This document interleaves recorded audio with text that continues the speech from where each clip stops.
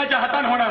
आणि म्हणून करता माझी विनंती आहे की आपल्याला काय म्हणायचं आहे आर पाटलांना आणि मुख्यमंत्र्यांना ते आपण म्हणू, परंतु तेवढ्याच विश्वासानं आपण जयंत पाटील जे सांगतात ते इमानदारीने आपण ऐकलं पाहिजे. माझ्यावर विश्वास असेल तर ते बोलतील तेवढी भूमिका संपूर्णपणे शांतपणाने आपण ऐकावी, एवढी मात्र मी तुम्हाला विनंती करतो. आणि तत्पूर्वी आमदार देवेंद्र फडणवीस साहेब या ठिकाणी आले, त्यांनी सभागृहात भूमिका मांडलेली आहे. देवेंद्र फडणवीस साहेब आमदार हे आपल्या पुढे 2 मिनिटं निवेदन करतील आणि त्याच्यानंतर जयंत पाटील आपल्याला मार्गदर्शन करतील अशी मी विनंती करतो. शांत बसा. माननीय जयंतरावजी, या ठिकाणी उपस्थित सर्व नेते मंडळी आणि उपस्थित भगिनी आणि बंधूंनो, आज या ठिकाणी आपल्या मागण्यांचा हा जो मोर्चा आपण आणलेला आहे, मागच्याच अधिवेशनामध्ये या 35 घरांमध्ये आजही अछूत असल्याचा त्या लोकांनी सांगितलं. छुआछूत आमच्या इथे मानली जाते, अस्पृश्यता मानली जाते असं 35 घरांनी सांगितलं. हे त्यांच्या अहवालात, एकीकडे अहवालात ते सांगतात की 35 घरांनी अस्पृश्यता आमच्यासोबत पाहिली जाते असं सांगितलं, आणि दुसरीकडे अहवाल देताना मात्र सांगतात की इथे कुठेही अस्पृश्यता नाही. अशाच प्रकारच्या वेगवेगळ्या निकषांवर, ज्या 6-7 निकषांवर आंबेडकर संशोधन समितीने अहवाल दिलाय, त्या अहवालाचे निष्कर्ष आणि अहवालातली माहिती या 2 मध्ये कुठलाही संबंध नाही हे स्पष्टपणे त्या ठिकाणी मी नमूद केलं, आणि त्याच्यावर चंद्रकांत हांडोरे कुठलेही उत्तर देऊ शकले नाही. बंधू भगिनींनो, आज या ठिकाणी मला एकच गोष्ट नमूद करावीशी वाटते की ते निरुत्तर झाल्यानंतर आमचे नेते माननीय गोपीनाथराव मुंडे देखील त्या ठिकाणी होते, आणि त्यांनी सांगितलं की हांडोरे साहेब, एकतर तुम्ही याचं उत्तर द्या, आणि तुम्ही उत्तर देऊ शकत नसाल तर तुम्ही ही वस्तुस्थिती मान्य करा आणि हा आंबेडकर संशोधन समितीचा अहवाल हा अमान्य करा. कारण टाटा इन्स्टिट्यूटनी, ही सरकारची नाही, ही प्रायव्हेट इन्स्टिट्यूट आहे, कोणीही त्यांना सांगितलं नव्हतं, तरी देखील टाटा इन्स्टिट्यूटने जो अहवाल दिलाय त्या अहवालामध्ये स्पष्टपणे त्यांनी रिकमेंडेशन दिलाय की धोबी समाजाचा समावेश अनुसूचित जातीत केला पाहिजे.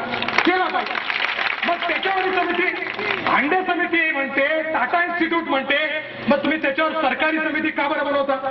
सरकारी समिती याकरताच बनवली की तुम्हाला अशा प्रकारचं आरक्षण द्यायचं नाही.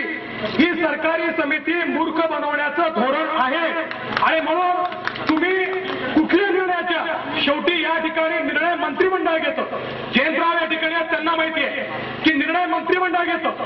मंत्रिमंडळाच्या निर्णयाच्या विपरीत जाऊन या ठिकाणी आंबेडकर संशोधन समितीचा खोटा अहवाल केंद्र शासनाकडे पाठवला. जयंतराव, आपण अतिशय सुज्ञ आहात, आपण जाणता अशा प्रकारचा अहवाल गेल्यानंतर केंद्र सरकार कधीही या समाजाला अनुसूचित जातीत समाविष्ट करू शकत नाही, आणि म्हणून चुकीचा अहवाल या ठिकाणून गेलाय.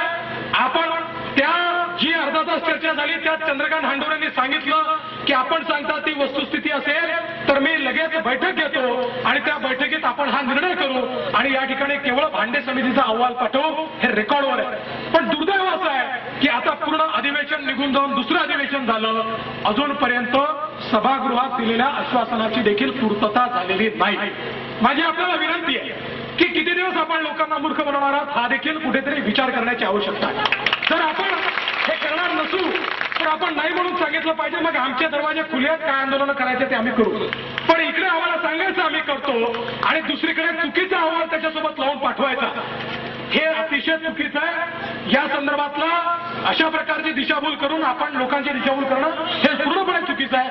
म्हणून माझी विनंती आहे, आज मला आनंद वाटतो की जयंतराव सारखे मंत्री या ठिकाणी आले, आणि मला या ठिकाणी सांगताना कुठल्याही पक्षाचे असले तरी यामध्ये माझं दुमत नाही की या मंत्रिमंडळातले एक अत्यंत हुशार आणि अत्यंत निर्णय क्षमता असणारे मंत्री जयंतराव, आणि म्हणून जयंतराव सारखे मंत्री आल्यानंतर माझी विनंती आहे, जयंतराव तुम्ही निर्णय घेऊ शकत असाल तर निर्णय घ्या, नसाल घेऊ शकत तर जयंतराव जे निर्णय करतात त्यांना हे सांगा की या लोकांची जास्त दिवस दिशाभूल करता येणार नाही. समाज जर पेटून उठला तर मात्र काय परिस्थिती होईल हे कोणी सांगू शकत नाही.